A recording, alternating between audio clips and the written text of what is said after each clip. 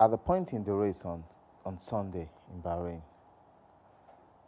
when you look at the timing per lap and you listen to the conversation of Max Verstappen and his race engineers, he was told to slow down, to be lapping 7 tenths less than what he was lapping in the race, so as to bring the car home safely, to preserve the engine, and also to to reduce the stress on the chassis and to bring the tires home safely towards the end of the race. Welcome to Exxon F1, also known as Formula One Column Africa. It was a funny race on Sunday. We've been trying to analyze this race for quite some time and to look at the pros and cons, the goods and the bad. But what strikes me more is, seriously, Christian Horner coming up to say Aston Martin stole their design. And I keep laughing like, is this guy over his head? As in, I like Christian Horner. I love Red Bull. I love what they are doing at Red Bull. They are very bullish in a good way with whatever they are doing, and they are winning. If you check their football team, RB, Salzburg, Leipzig, they are really pushing and they are doing well, employing young coaches, young team principals, good staffs, and they are doing well. But looking at it, they did the same thing in 2020 against the same Aston Martin when they were still racing point, reporting them to the FIA F1 that they copied Mercedes design for 2019. And after the whole brouhaha, points were deducted, by FIA. Now they are coming up with the same issue. Now, Christian Horner, for crying out loud, think you're leading the championship. This championship looks like you've taken the championship. What else do you want? One, you gave two of your engineers to Aston Martin, your former head of aerodynamics, in the person of Dan Fallows. You also gave them Alessi. So what the force? Why are you complaining that their car looks like your last year car? You are not using the same last year car again. Grow up. Mercedes should be fuming. They should be fuming at Aston Martin. They gave them a lot of their engineers. They gave them engine, transmission, electricals, some part of the suspension, their CFD, and they are even using their SIM. Mercedes should be fuming. Ferrari should be fuming. You're leading. This championship already looks wrap up. Is Christian Horner really afraid of Aston Martin closing up on Red Bull and giving them a run for their money? Or is he afraid of Fernando Alonso? What is the reason when it looks like you're already going to win the championship? If you look at the remainder of the grid in the race, you look at Mercedes after their woeful performance, George Russell really coming out and telling us the whole concept is not it. The car is not it at all. I remember Lewis Hamilton also came up and really gave it a no, because during the testing, he said the car was not really a car that he thinks will win championship. That he said it last year, he said it this year. He's been driving for a long time. He knows a car when he drives it, a car that will win championship. He said he knows a car, and with his experience, we should trust him for that. That guy should know a car that will win championships for him, because he's been there for over 17 years driving cars, driving this single-seater car. So he should know what should give him championship. And during the race, immediately after the race, he told the team that they still have a lot of work to do. Give them positive vibes, not the negative vibes that George Russell brought. And even Toto Wolff brought some negative vibes, criticized himself, criticized the team. And we hope they come into Saudi Arabia in a week's time. It will be a resurgent Mercedes. They will be bringing a lot of beats, a lot of updates, radical updates, we believe, to challenge for the championship, in which I think they might have lost. You coming after knowing you're not probably going to win a race, probably going to win a championship, like you lot of deficit behind, and you're like, I need to get it hard, I need to work it hard. They might be competitive. I I want the championship to be competitive. I want the grid to be competitive, but I don't see them really doing well. Though I want like I said, I want them to be more competitive. Now, Ferrari coming up with excuses that they have a car that can match the Red Bull in pace, but um, their setup, um, the car there is a start, giving excuses. Ferrari, come up on track. Give us a race, please. We know Frederick is just coming in. He'll be having a tough season. But please, just set your car up, set this thing up, and give us a race. We can't keep getting excuses. The midfield battle is not enough. We can't be seeing just Bottas, Lando Norris overtaking each other, Logan Sargent, the Freeze overtaking each other. We want to see the real race. Charles Leclerc, Carlos Sainz, Sergio Perez, Max Verstappen, Lewis Hamilton, Fernando Alonso. We want to see you guys, as in we want to see the competition. That is what we want to see.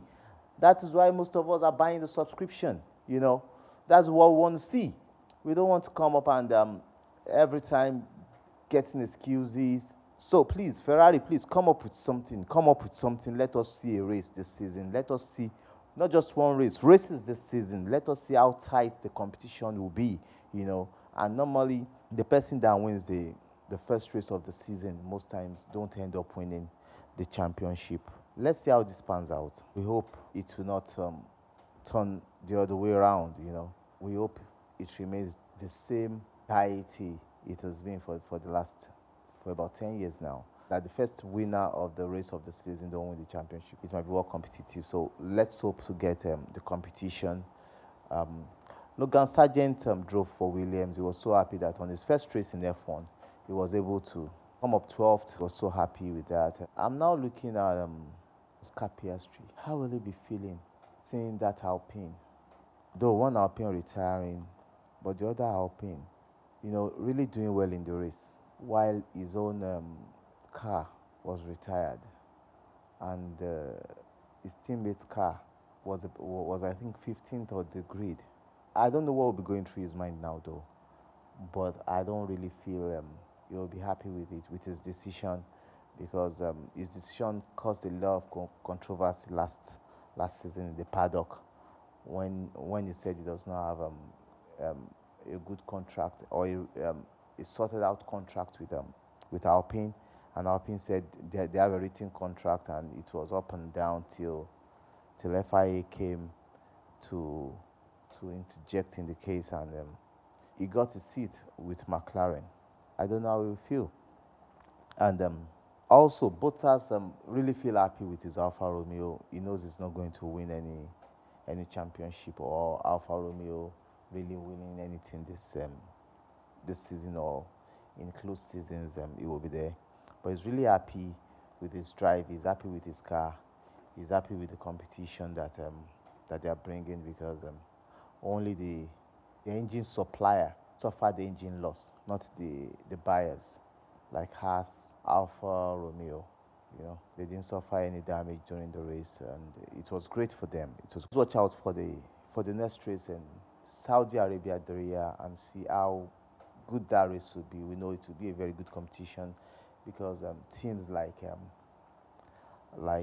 Ferrari and Mercedes will be coming up to show how competitive they want to be in the season. Aston Martin will not be backing down, and maybe it will give Red Bull more opportunity to show their true pace, the true pace of their car, because if Max Verstappen at a particular point in the race was lapping 7/10 slower, then let's see what other teams are bringing to the field and see how competitive it will be. And let's see if Mercedes really sandbagged in their first race and they're coming up with something great in the next race. But up until then, 17th to 19th of March, the Saudi Arabia Grand Prix, we'll be giving you some few updates that comes up, and we'll be giving you news and gist and much more educational glossaries, topics deal with in our short videos. At Exxon F1, Our main aim is to bring you the knowledge of Formula One, educate you, bring you the races, how it goes down, help you to understand it more. On our shorts, you'll be seeing some educational terminologies and words that are used during the race that you might not understand. And our long goal is to bring a Formula One race to Africa, possibly Nigeria, and also to educate people and to help in the knowledge transfer of getting Nigerians into some part of Formula One, the racing, which will take a long time because we need to have good karting category to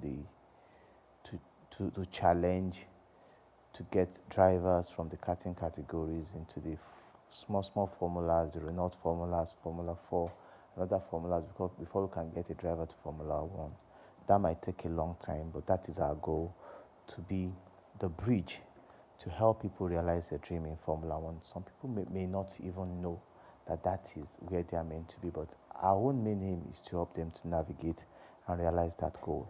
And also to help people to grow in the engineering, the other administrative aspect of the game. If possibly a billionaire in Nigeria want to buy to buy a team in Formula One or be one of the sponsors, so that they can see that we have the quality hands that will do it, which will also help in aiding how our engineering develop as a nation, because with young people, young graduates or young entrepreneur, young engineers learning the engineering of Formula One, the CFD, the fluid dynamics, and all the parts of Formula One, we'll find ourselves growing in car development, because the cars you see today, most of the technologies are well tested in Formula One before they become today's technology. And if you have people there, it will help our technical know-how to build good mechanics, good engineers, and it also promotes the revenue generation for a nation. It's part of our dream to bring karting, to bring this race to Nigeria and to Africa also, and to help a young African, to help a young African to realize his dream, not just in Formula One, but being an engineer and being part of this world. It will also create a lot of employment for a lot of people, and this will take a lot of people out of the street. That is our main aim. That is why we have this channel.